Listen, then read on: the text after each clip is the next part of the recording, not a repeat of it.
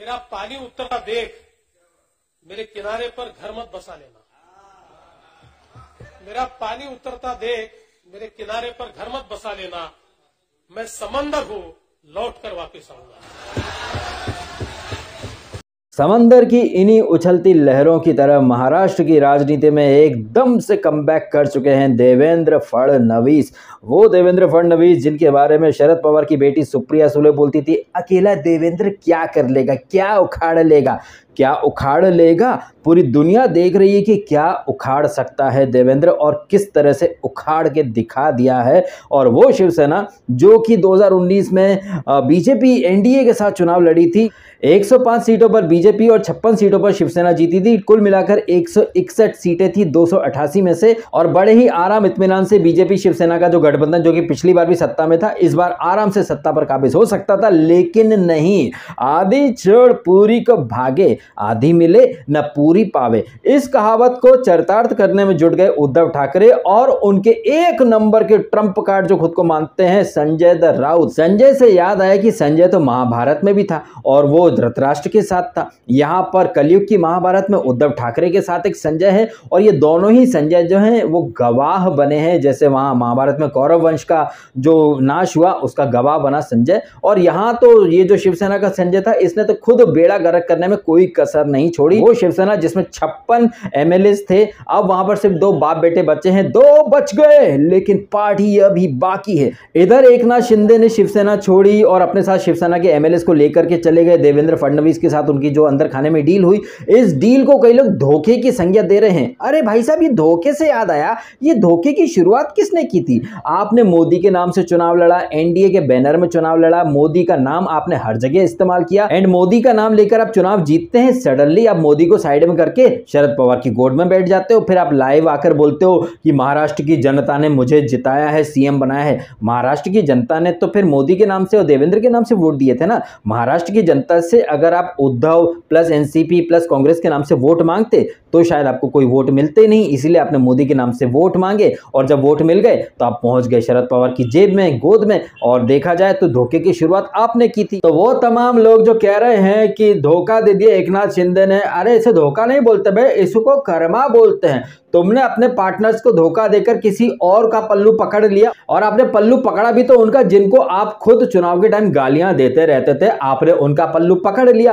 अब आपको जो मिला है ना, इसे धोखा नहीं, इसे कर्मदंड, इसे कर्मा कहते हैं। तुम करो तो सही, कोई और करे तो गलत। Why this collaborative man? जो खेला तुमने बीजेपी के साथ खेला, बीजेपी ने वही खेला तुम्हारे साथ खेला, तो ये धोखा कैसे हो गया भाई साहब? है सबसे बड़ा धोखा तो आपने महाराष्ट्र की जनता को दिया है। महाराष्ट्र की जनता ने आपका यानी शिवसेना और बीजेपी का अलायंस था उसे वोट दिया था, उनकी सरकार चाहिए थी। ये एनसीपी कांग्रेस वाली महाविनाश अघाड़ी नहीं चाहिए थी। उसके बाद आपने बॉलीवुड के ठुल्लों को हायर कर लिया और बेस्ट सीएम की पीपड़ी बजाने लग गए। ये जो वर्ल्ड बेस्ट सीएम की पीपड़ी बॉलीवुड वाले बजा रहे थे, इसी बॉलीवुड के अंदर सुशांत की मौत हुई, लेकिन महाराष्ट्र सरकार उसे आत्महत्या बोलती रही। इसी महाराष्ट्र सरकार के अंतर्गत जो महाराष्ट्र पुलिस आती है, उसके कमिश्नर परमवीर सिंह वो भाग गए, जो कि कह रहे थे सुशांत डिप्रेशन में था। इसी महाराष्ट्र सरकार के होम मिनिस्टर अनिल देशमुख, जिन्होंने वसूली वाला रैकेट चलाया, कमिश्नर वगैरह सबसे महीने का करोड़ों का टारगेट सेट किया, वो अभी जेल के अंदर है। इसी वर्ल्ड बेस्ट सीएम की वर्ल्ड बेस्ट सरकार के अंदर मुकेश अंबानी के घर के बाहर एक एसयूवी खड़ी कर दी जाती, जिसमें काफी सारा बॉम्ब वगैरह ये सब कुछ। इसी वर्ल्ड बेस्ट सीएम की बेस्ट सरकार के अंतर्गत मनसुख हिरेन को मार दिया जाता है। और क्रिमिनल कौन है?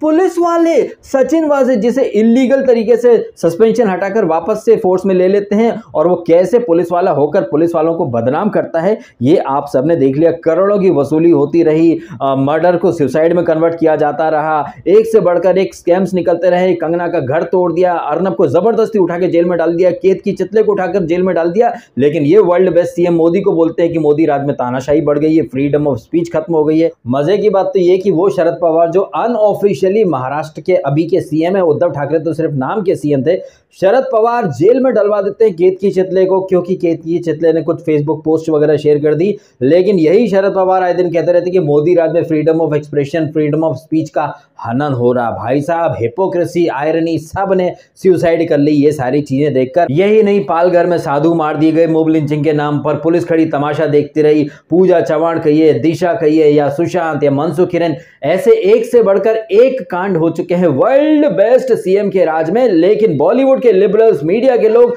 वर्ल्ड बेस्ट सीएम की पीपीड़ी बजाते रहे। ये वो लोग हैं जो यूपी में या फिर बीजेपी रूलिंग स्टेट में चींटी भी मर जाती है ना तो मानवता की हत्या हो गई, सीएम को रिजाइन करना चाहिए। ये तमाम लोग यहां पर इतने बड़े बड़े कांड होने के बावजूद वर्ल्ड बेस्ट सीएम की पीपड़ी बजाते हुए थक नहीं रहे हैं। कहना गलत नहीं होगा कि महाराष्ट्र के अंदर अंधेर नगरी चौपट राजा वाला सिस्टम चल रहा था, लेकिन समय कहिए, कर्म कहिए, कर्मा ने न्याय कर दिया है। कर्मा से याद आया कुणाल कामरा, ये बहुत ज्यादा उछल रहा था जब कंगना का घर टूटा तो बुलडोजर के छोटे से टॉय बना करके मजे ले रहा था, ट्रोल कर रहा था, रोस्ट कर रहा था। लेकिन जब जहांगीरपुरी या फिर कानपुर में जब बुलडोजर चल गए तो इन लोगों का विधवा विलाप शुरू हो चुका था। इसी कुणाल कामरा ने ट्वीट किया था, बड़े बुजुर्ग कह गए कि रोटी का भले ही बड़ा निवाला खा लो लेकिन मुंह से बड़े बोल मत बोलो।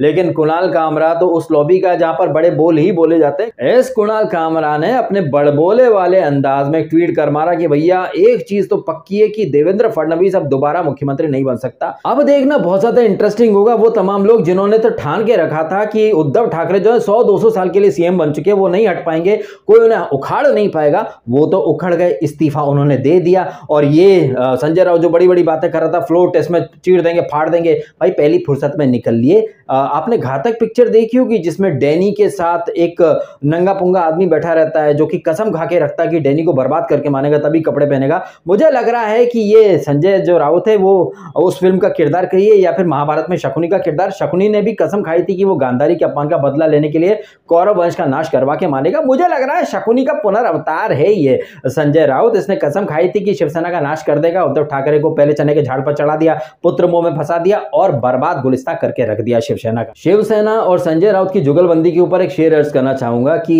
एक ही संजय काफी था बर्बाद शिवसेना करने को, हर शाख पर संजय बैठा है, अंजाम शिवसेना क्या होगा। अब आप कमेंट करके जरूर बताइएगा। जिस तरीके से यहां पर एकदम से खेला हो चुका है, ये वो लॉबी है जो बंगाल में कह रही थी खेला हो बे, ये खेला हो बे करते रहे, यहां महाराष्ट्र में एक्चुअली में खेला हो गया। और महाराष्ट्र में देवेंद्र फडणवीस ने दिखा दिया कि never under estimate the power of Devendra Fadnavis. उसके हाथ से सत्ता गई जरूर थी कुछ दिन के लिए, लेकिन जो कमबैक किया है भाई काबिले तारीफ है। अब दुनिया भले ही कुछ भी बोले, लेकिन शिवसेना ने धोखा दिया था, उन्हें बदले में धोखा मिला है, टिट फॉर टेट हो गया है। यहां पर कहीं धोखे की कोई बात या सवाल उठना ही नहीं चाहिए। आपने जो बोया आपने वही काटा है, ठीक है, आपने जो दिया आपको वो मिला है, एक्सेप्टेड, ग्रेस के साथ ऐसे स्वीकार कर लीजिए, ठीक है। चलिए वीडियो खत्म करते हैं। उम्मीद करता हूं आपको ये वीडियो जरूर अच्छा लगा होगा। आपने समय निकाला, वीडियो देखा, आपका बहुत बहुत धन्यवाद। Thank you so much.